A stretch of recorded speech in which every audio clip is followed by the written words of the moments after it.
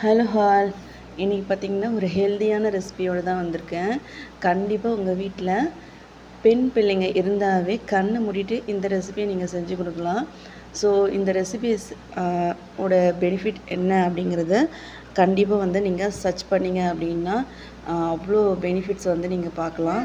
So இதை செய்கிறதுக்காக மூட்டு எலும்புக்கு, அதுக்கப்புறம் இடுப்பு எலும்புக்கு, இதுக்கு எல்லாம் வந்து ரொம்பவே ஸ்ட்ரென்தன் பண்ணி கொடுக்குற அளவுக்கு இதில் வந்துட்டு பெனிஃபிட்ஸ் இருக்குது.